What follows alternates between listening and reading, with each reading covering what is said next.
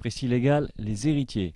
Donc, on parlera des héritiers, non pas de la succession, de l'ouverture de la succession, la preuve d'héritier, de quoi que ce soit, c'est vraiment les héritiers. Leurs droits, la quotité, l'ordre de dévolution. Voilà, la dévolution successorale en fait. Mais c'est vrai que déjà dans le code, ça s'appelle les héritiers, ce chapitre-là, et ensuite, pour les recherches, les gens qui cherchent des infos, c'est plus simple aussi que dévolution successorale. Bien, alors, on y va. Donc bien entendu, c'est dans le code civil, hein, c'est du droit notarial, mais c'est dans le code civil. Le code notarial n'existe pas. Dans son livre 3, des différentes manières dont on acquiert la propriété.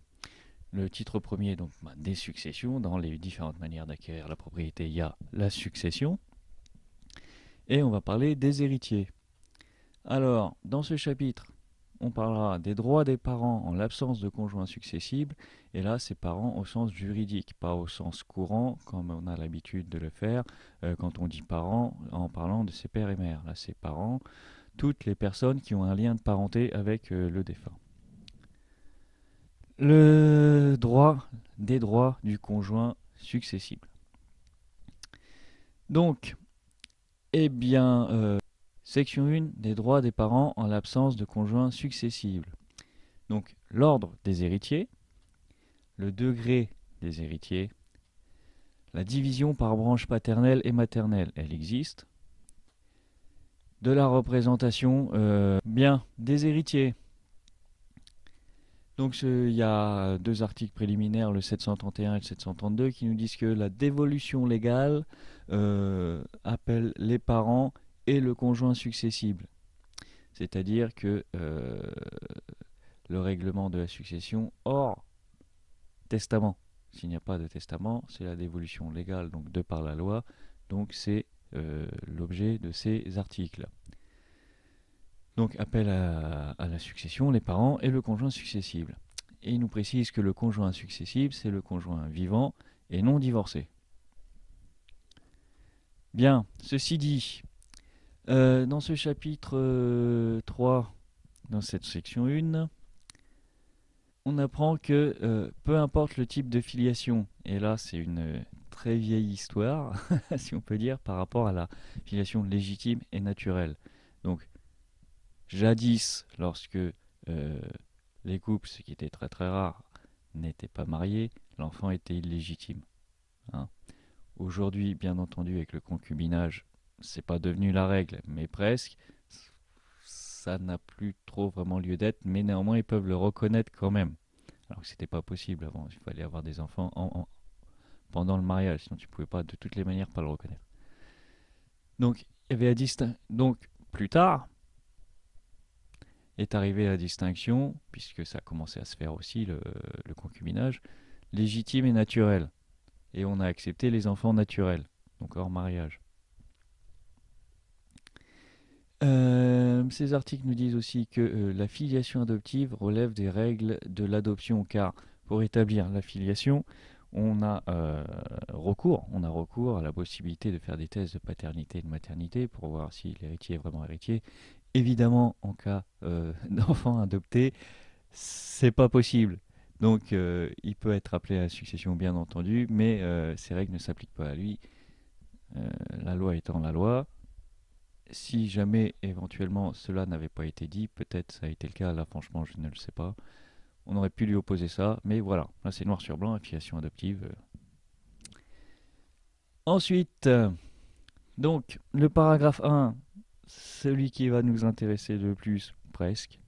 Donc tout est intéressant en fait, hein, mais c'est vrai que celui-là déjà il pose les bases, ça tombe bien, c'est le premier. Waouh, c'est bien foutu ce truc.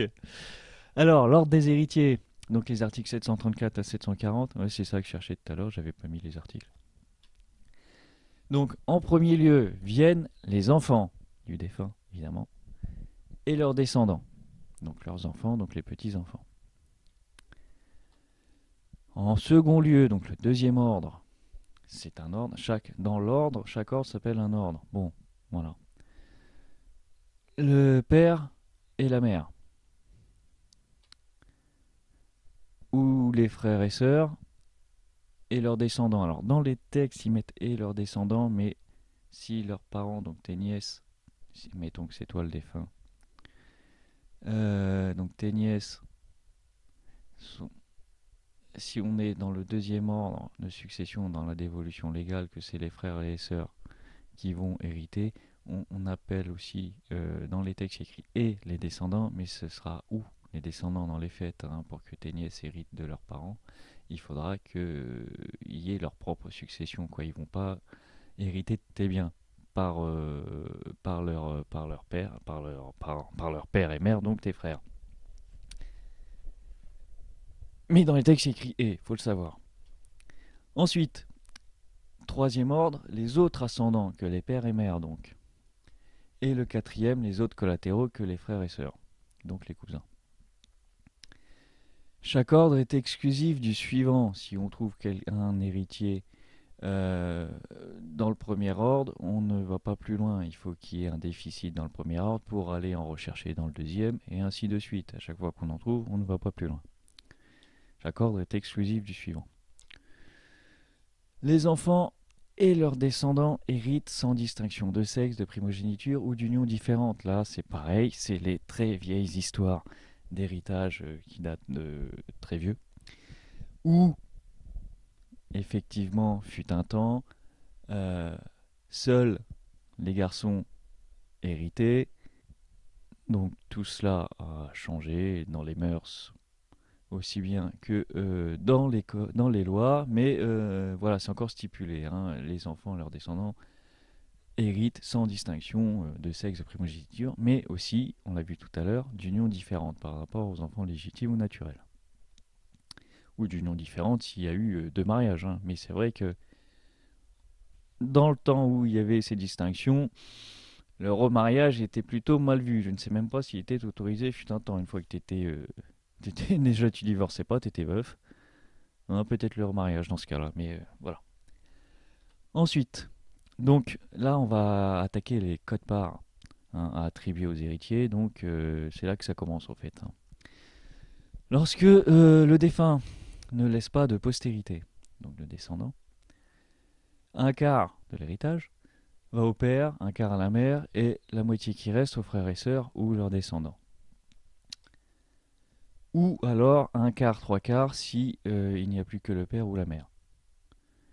Et tout ça, on ne perd pas l'esprit qui fait effectivement, s'il reste les pères et les mères, c'est qu'ils ont perdu leur enfant. Mais bon, s'il y a un héritage, c'est qu'il était adulte aussi. Mais bon, même adulte, n'a pas forcément envie de voir partir son enfant. Donc, quelque part, c'est pas très normal. Si le défunt ne laisse ni postérité, ni frère ni sœur, et qui n'ont pas non plus de descendants, alors l'héritage est partagé pour moitié entre le père et la mère. S'il n'y a ni postérité, que les pères et mères sont décédés, alors tout va aux frères et sœurs ou à leurs descendants, s'il n'y a plus de frères et sœurs.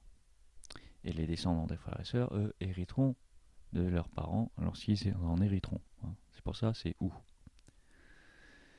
La moitié va au père et mère et l'autre moitié aux autres ascendants, au cas où il n'y aurait pas de frères et sœurs. Les ascendants des autres branches, pardon. Oui, les autres ascendants, oui, les branches paternelles, maternelles, forcément. Euh, les pères et mères disposent d'un droit de retour, hein, des donations qu'ils auraient fait à leur enfant de son vivant, soit en nature, soit en valeur dans la limite de la part qui leur est attribuée légalement, ce qui signifie qu'ils peuvent demander spécifiquement à ce que, par exemple, le terrain, généralement ce sera des biens immobiliers, on ne va pas réclamer l'horloge de la cuisine, ce que le terrain, par exemple, fasse partie de leur héritage, hein. On partage en valeur, en machin, mais ils peuvent demander, c'est ce qu'on appelle le droit de retour. C'est pour conserver le bien dans le patrimoine de la famille, hein, tout simplement. C'est même le but ultime de l'héritage. Alors, bon, on l'a vu déjà tout à l'heure que chaque ordre est exclusif du suivant, mais les textes nous le redisent. Si on ne trouve pas d'héritier dans le second ordre, on va chercher dans le troisième, et si on n'en trouve pas dans le troisième, on va en chercher dans le quatrième, n'est-ce pas? Donc ben voilà, paragraphe 2 des degrés, tout le monde est toujours là, ça va, c'est pas trop lourd. Bon, bah c'est cool. De toute façon, on respire, reste calme, ça va bien se passer. Ça va être un petit peu long, mais ça va bien se passer. Article 741, 745. Donc on nous explique que 1 degré est égal à une génération, du moins en ligne directe. C'est le plus simple. Que la suite de degrés dans une ligne directe s'appelle une ligne. Bon. Que on distingue la ligne directe descendante. Non, pardon, excuse-moi. Que il y a la ligne directe, c'est là où tous les parents descendent les uns des autres. Donc c'est la ligne directe. La ligne indirecte, c'est ils ne descendent pas directement, voilà, d'où le terme, les uns des autres, mais ont un auteur commun. Qu'on distingue par ailleurs, c'est ça que je voulais dire, la ligne directe ascendante et la ligne directe descendante. La ligne directe ascendante qui ne va pas très très loin, néanmoins. Ensuite, on compte les degrés indirects depuis le parent considéré. On remonte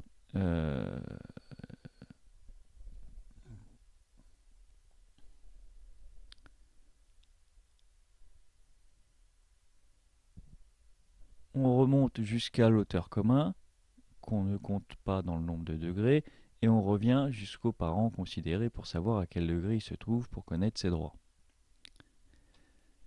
En ligne directe, on les compte directement, tout simplement.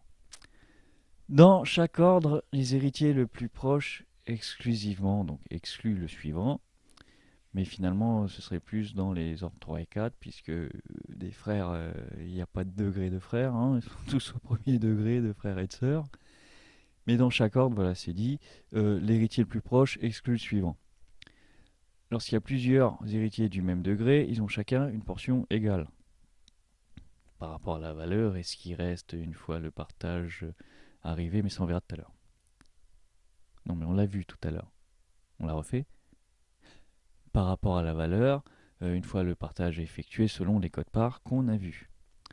Donc, portion égale.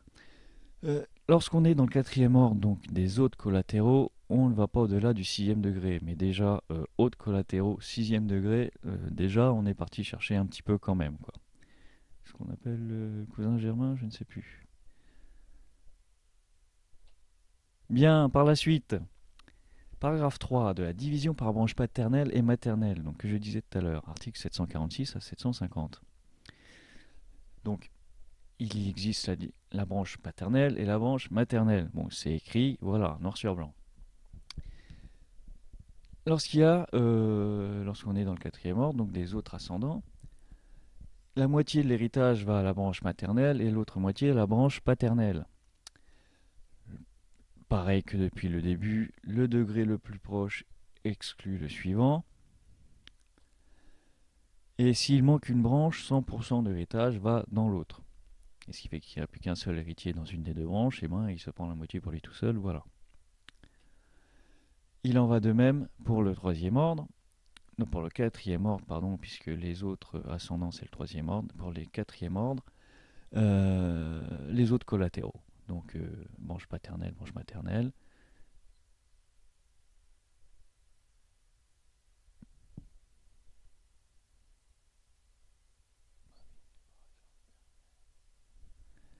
Et 100% s'il manque dans une branche. Paragraphe 4. Ça passe assez vite finalement. Hein. Ouais, ça va, ça se fait bien. De la représentation. Donc là, ouais.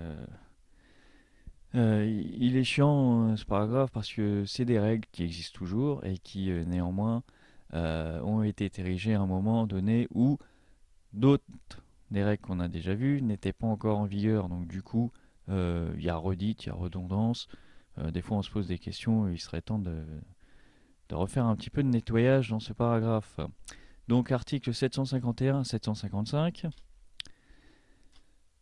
Ces articles nous disent que la représentation est une fiction juridique pour admettre le droit du représentant. C'est-à-dire que normalement, le représentant n'aurait pas eu le droit euh, de venir réclamer au nom du, euh, de l'absent ou du renonçant, quoi, la personne qui représente, pour bénéficier de l'héritage, puisque les règles de dévolution voulaient que, et le principe, surtout, le principe que les biens devaient rentrer dans ton patrimoine, donc tu devais rentrer en succession pour en être le propriétaire, pour pouvoir les donner en héritage. Donc ça, c'était la règle. C'est pour ça que jurisprudentiellement, on a inventé ce qu'on appelle la fiction juridique, une règle qui permet d'aller à l'encontre de la règle de droit normal.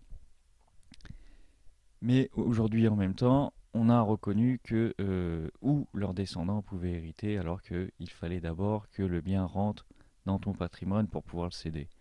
Donc voilà, c'est pour ça que la représentation, bon. Bref, fiction juridique qui permet aux représentants de représenter l'absent ou le renonçant. Que la représentation est infinie en ligne directe descendante. N'importe qui peut représenter qui que ce soit. Et faire valoir ses droits donc en conséquent. Qu'il n'y a pas de représentation pour les ascendants. En même temps, peut-être que ça ne va pas chercher très loin, mais bon. Que dans la ligne collatérale, les enfants et descendants des frères et sœurs peuvent être représentants. Le partage s'opère par souche, là c'est pareil, ça existe toujours, mais bon, voilà. Chaque souche peut disposer de différents degrés. Le représentant des renonçants peut être en ligne directe ou collatérale. Si quelqu'un renonce à l'héritage parce que ce que tu veux, peut représenter le renonçant, quelqu'un dans la ligne directe, donc à l'infini, ou la ligne collatérale. Les enfants du renonçant rapportent à la succession, voilà, en cas d'enfant né après la succession.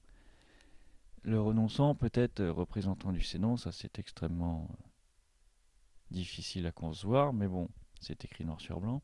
Donc s'il y a des enfants, pour en revenir à ça, nés après la succession, si le renonçant a eu des enfants après la succession, ces représentants doivent rapporter ensuite pour réopérer un partage, quoi. Oui, oui, c'est les joyeusetés de la dévolution légale. Les sont admis à la représentation les enfants d'indignes, s'il est vivant. Donc c'est pareil, l'histoire des indignes, c'est une très vieille histoire qui permettait d'avoir un motif de déshéritant, c'est pas mal celle-là, qui permettait d'avoir un motif pour déshériter complètement un enfant, malgré que la loi est passée par là pour imposer des codes-parts. Mais bon, ça c'est pareil, c'est une théorie assez ancienne et il faudrait la remettre au goût du jour, parce que les textes sont un petit peu bizarres entre eux. Donc l'indigne, qui normalement est indigne de succéder, n'a pas le droit et est déshérité par voie testamentaire. Les enfants de l'indigne peuvent le représenter, donc toucher eux l'héritage, alors que normalement il n'y aurait pas droit.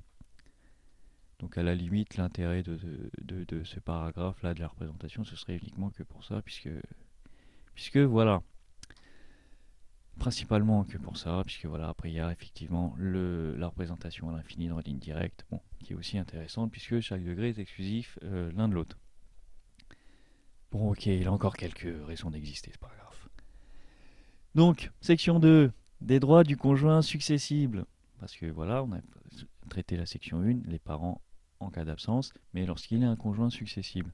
Donc on a vu que le conjoint successible, c'est celui qui est vivant, évidemment, mais surtout qui est resté marié. Sinon, ce n'est plus un conjoint, c'est un concubin.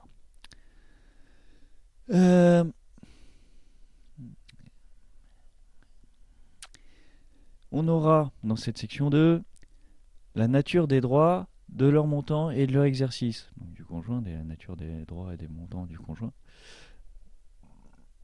La conversion d'usufruit, on peut le convertir en viagère notamment. Le droit au logement temporaire et du droit viager au logement. Et le droit à pension. Donc, la nature des droits, de leur montant et de leur exercice, c'est les articles 756 à 758.6. On a presque fini, on est dans la deuxième partie. Ça arrive tranquillement.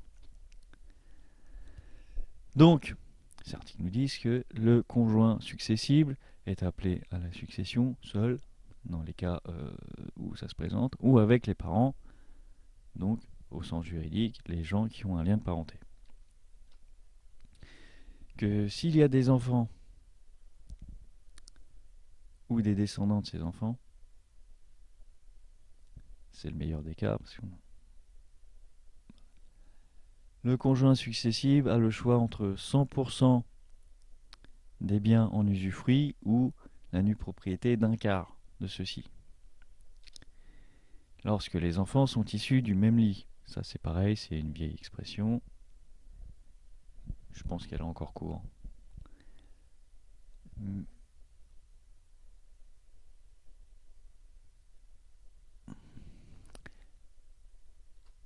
Lorsque ces enfants ne sont pas du même lit, donc pas de la même union, pas du même mariage, puisqu'on admet maintenant le divorce et le remariage, le conjoint successif n'a le droit qu'à la pleine propriété d'un quart des biens. Après, on se partage avec les autres enfants, s'ils n'ont pas les mêmes parents, etc. Donc, lorsque le défunt laisse les pères et mères, la moitié des biens va au conjoint et un quart pour le père, un quart pour la mère. Ou, s'il manque le père ou la mère, un quart pour l'ascendant direct restant et trois quarts pour le conjoint successible. S'il n'y a ni descendant ni ascendant, 100% pour le conjoint. S'il y a eu des biens en nature que le conjoint décédé a eu par succession ou donation entre vifs, la moitié de ces biens reviennent aux frères et sœurs ou à leurs descendants, afin toujours de pouvoir garder un peu de patrimoine dans la famille. Même si, voilà, normalement, les enfants du conjoint successif vont perpétuer la famille aussi. Mais bon, c'est des vieilles histoires d'héritage. Il y a la famille jadis considérée de sang vraiment, et la partie mariée, si je peux dire, rajoutée.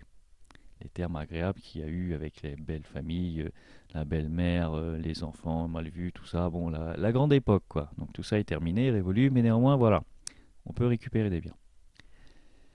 Ensuite, donc, quand le conjoint a droit à 100% ou à 3 quarts, les autres ascendants dans le besoin bénéficient d'une créance d'aliments. Donc d'une pension alimentaire, concrètement. Ils ont un an pour la réclamer. Et ça peut durer jusqu'au partage en cas d'indivision. L'indivision qui normalement devrait être traitée, mais là je sens que je devrais me taire. Parce que c'est prévu, mais alors quand? On est déjà le mi-août dépassé. En septembre j'espère. Mais c'est prévu. Donc c'est prélevé sur la succession, sur le montant de la succession, évidemment. Voilà. Et c'est prélevé sur la part de tous les héritiers. Voilà, dans les mêmes proportions. Au besoin sur les légataires particuliers, si même en prélevant sur la part de tous, il n'y a pas assez. Donc même ceux qui ont un legs particulier ne sont pas à l'abri de ça.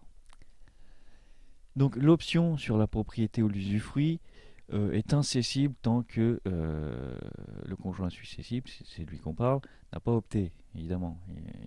Il n'a pas pris possession du droit, il ne peut pas le céder. Ça, c'est la grande règle générale du droit des biens. C'est tant que tu l'as pas, tant que c'est pas ta propriété, t'en fais pas ce que tu veux. Donc ça, c'est normal. Et c'est valable pour un droit aussi. Tant que tu n'as pas accepté un droit, tu peux pas en disposer, donc le céder. Voilà. Ça, c'est le grand principe. Je vais pas revenir là-dessus. Non, je vais pas. On en reparlera de ça plus tard. Donc là, on va rester dans la dévolution et on reparlera de l'héritage à proprement parler plus tard. Donc, l'option propriété usufruit successible opté, cette option se prouve par tout moyen. Donc, si tu as envoyé une lettre simple aux héritiers pour dire machin, voilà, c'est valable, c'est une preuve. Tout héritier peut, c'est pareil, pardon, je fais une coupure encore, on verra la preuve plus tard, sûrement en procédure. Je ne sais pas, on verra la preuve plus tard. Et pourquoi je dis ça quand je ne sais pas qu'on va le faire? Je devrais me taire, c'est vrai, je vais apprendre à me taire, excusez-moi. Donc tout héritier peut inviter le conjoint successible à exercer son option. Hein. Je ne vais pas attendre non plus 1000 ans, mais en même temps, s'il ne le fait pas, il est réputé avoir opté pour l'usufruit sous 3 mois. Et s'il décède avant d'avoir opté, c'est pareil, il est également reconnu, il dit réputé, mais voilà, il est réputé avoir opté pour l'usufruit. Bien, donc, paragraphe 2. La conversion de l'usufruit. Une fois qu'il a opté pour l'usufruit, il peut le convertir. C'est l'article 759 à 762. Tout usufruit peut être converti en rente viagère à la demande des héritiers nus propriétaires ou du conjoint lui-même, puisque quand il prend 100% de l'usufruit, il y a quand même des nus propriétaires. Et là, référence à la vidéo sur l'usufruit qui va commencer à vieillir, hein, néanmoins qu'il va falloir que je refasse un de ces quatre. Donc voilà, je la mettrai en lien. Ou à la demande du conjoint lui-même, hein. Ce droit n'est pas susceptible de renoncement. Mais néanmoins, le prédécédé et en plus, pardon, et le prédécédé ne peut en priver les cohéritiers de ce droit, non pas à renoncement, mais à conversion. Sans accord entre les parties, donc les héritiers et le conjoint, cela peut être fait par voie de justice, donc on demande au juge de régler la convention de conversion. Les délais peuvent s'étendre jusqu'au partage en cas d'indivision, l'indivision que je vais peut-être faire un jour. Le juge en fixe donc le montant de la rente viagère, les sûretés que devront apporter les héritiers pour pouvoir effectivement répondre à cette obligation, et le type d'indexation pour permettre l'indexation de la rente sur le coût de la vie par rapport à la valeur de l'usufruit. Par contre, le juge ne peut pas ordonner la conversion contre le conjoint lorsqu'il a l'usufruit ou un quart de la propriété de l'habitat principal. Par accord entre les héritiers et le conjoint, cette conversion peut se faire en capital. Comme ça, c'est réglé. Cette conversion est comprise dans les opérations de partage, hein, c'est-à-dire qu'après, si on convertit en valeur, en capital, machin, peut-être qu'effectivement on peut reprendre en bien et donner en valeur, bref, les opérations de partage. Et ça peut être rétroactif sur demande des parties. Bon, je te cache pas que ça peut être un petit bazar quand même, sauf si à la base c'est bien négocié, mais bon, bref. Paragraphe 3. Du droit au logement temporaire et du droit viager au logement. Donc article 763 à 766. Donc pendant un an, le conjoint successible dispose de la jouissance gratuite de l'habitat initial d'avant le décès évidemment, hein, qu'ils avaient ensemble, il peut y rester gratuitement pendant un an. S'ils étaient dans un loyer, il se fait rembourser les loyers par la valeur de la succession.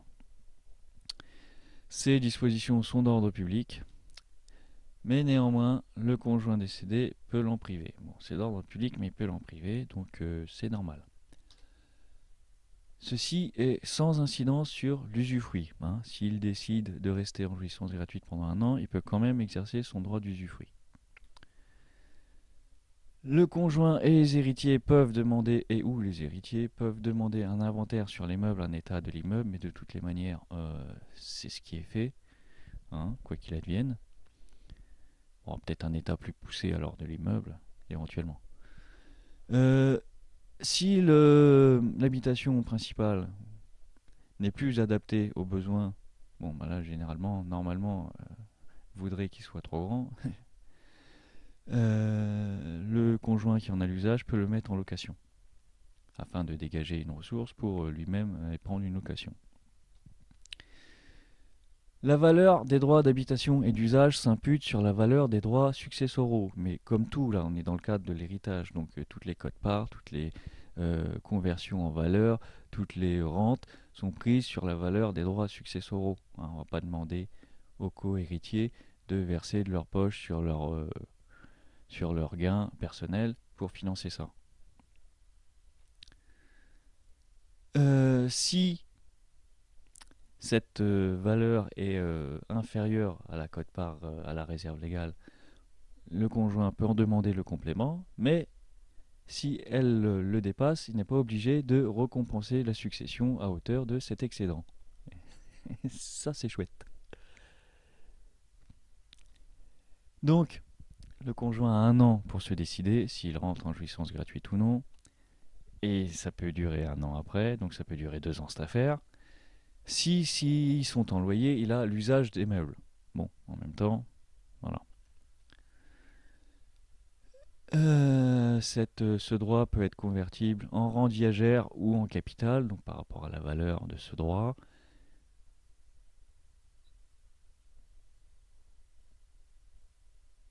Sur la valeur du bien immobilier et de sa valeur locative notamment. S'il y a des mineurs partis à cette convention, s'il faut faire une convention de conversion, donc entre les héritiers et le conjoint, puisque c'est eux qui payent sur la valeur des actifs successoraux. S'il y a des mineurs ou des majeurs protégés, le juge des tutelles, mais ça toujours, le juge des tutelles, dès qu'il faut faire signer un majeur protégé ou un mineur, le juge des tutelles s'en mêle. Et j'allais dire, je vais faire le juge des tutelles bientôt, mais bien sûr on y croit, mais c'est vrai qu'il faut le faire. Paragraphe 4, des droits à pension, et là on arrive à la fin, c'est l'article 767. Ouais, on arrive à la fin, lâche pas l'affaire, là c'est bon. Donc le conjoint dans le besoin peut demander une pension, aux héritiers évidemment. Cette demande peut être faite sous 1 an,